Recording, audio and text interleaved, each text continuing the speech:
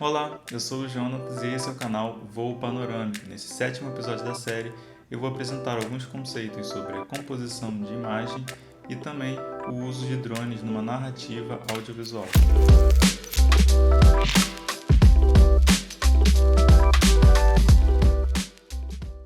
As imagens produzidas pelo drone tendem a ser um plano geral extremo.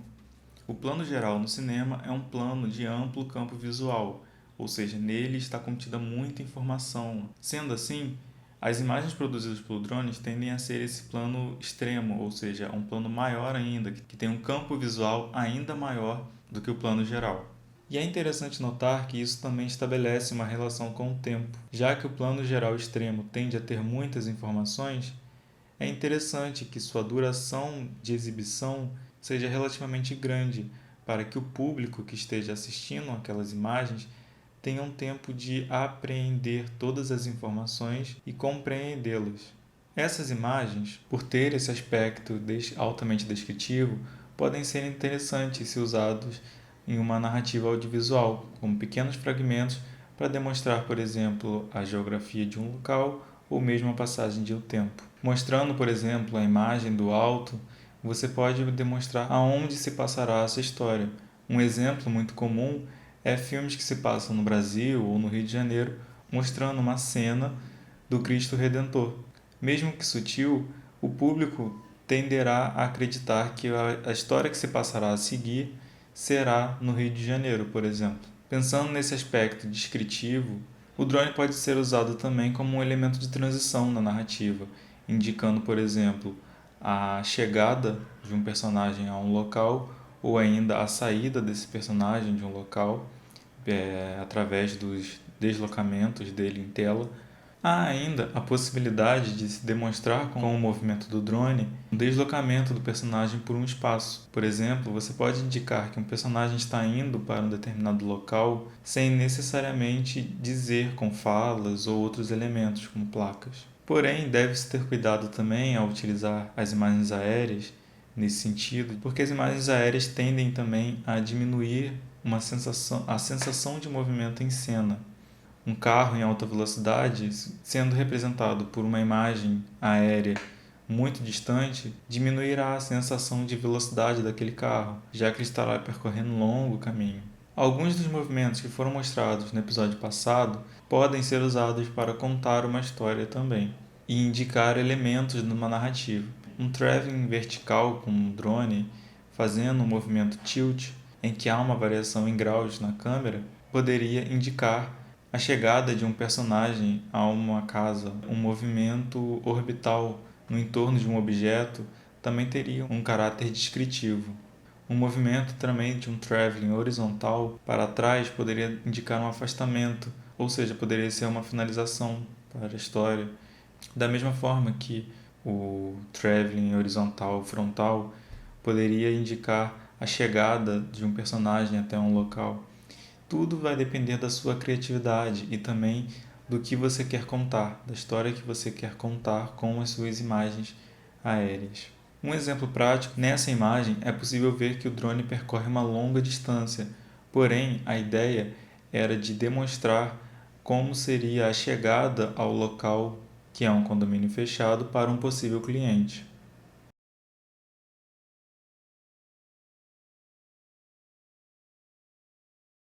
Indo para um outro exemplo, nessa imagem ela tem um efeito de revelação, no sentido de revelar algo.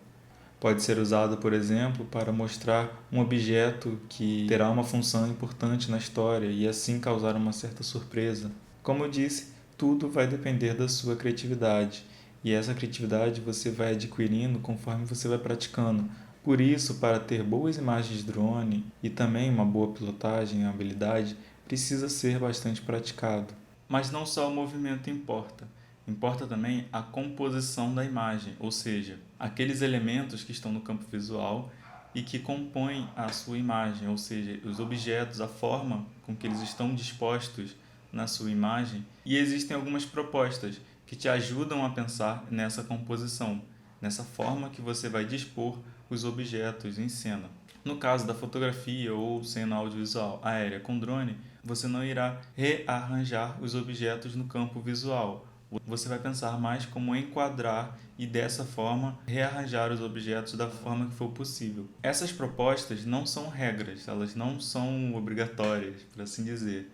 Elas são facilitadores, elas são propostas que te ajudam a pensar em uma composição, mas é interessante conhecê-las justamente para saber quando usá-las, quando não usá-las, quando misturá-las a outras propostas. Duas propostas simples de composição, mas que são muito interessantes, é a da simetria, que é a disposição simétrica dos elementos no campo visual na imagem, causando um equilíbrio simétrico à imagem. Outro elemento é a própria luz. A forma que você planeja a luz na sua fotografia também influencia nos sentidos dela. Você pode produzir uma imagem subexposta, ou seja, que ela estará com uma baixa luminosidade, ou seja, será uma foto mais escura, ou você pode produzir uma foto super exposta, que na fotografia estará super clara, super luminosa. Não existe uma exposição correta para a imagem, tudo vai depender da sua proposta.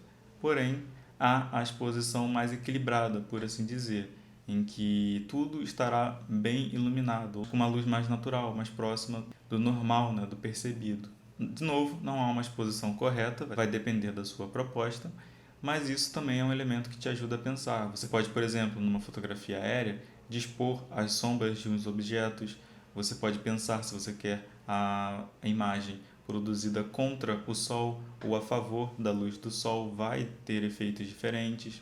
É uma coisa simples, mas você pode pensar, por exemplo, o horário que você quer produzir a imagem. Porque, como já falei em alguns episódios passados, a própria luz solar tende a mudar os seus tons. E assim, durante o dia, ela também muda a sua intensidade. Ao meio-dia, a luz tende a ser muito mais forte, né? É dito que é uma luz dura, que é uma luz que gera muitas sombras. Ao amanhecer ou ao final da tarde, já tende a ser uma luz mais suave, por assim dizer, que é aquela luz em que está mais espalhada, né? Uma luz que não está tão dura, uma luz que não gera tantas sombras, uma luz mais difusa. Há ainda uma outra proposta para pensar a composição, que é chamada de regra dos terços.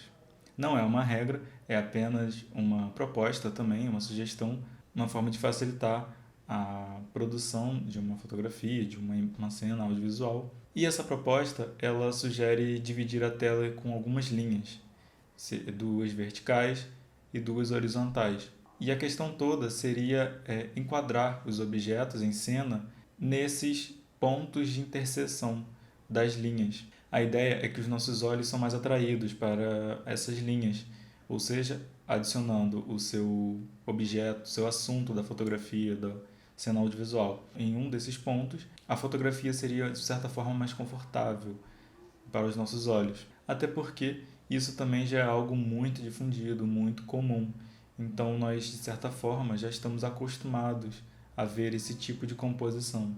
Mas, de novo, vale ressaltar que não é uma regra, é apenas uma proposta. Todas essas, na verdade, são propostas, não são regras, mas são interessantes conhecê-las para justamente poder desenvolver uma criatividade, poder planejar, pensar diferentes maneiras de se produzir a imagem.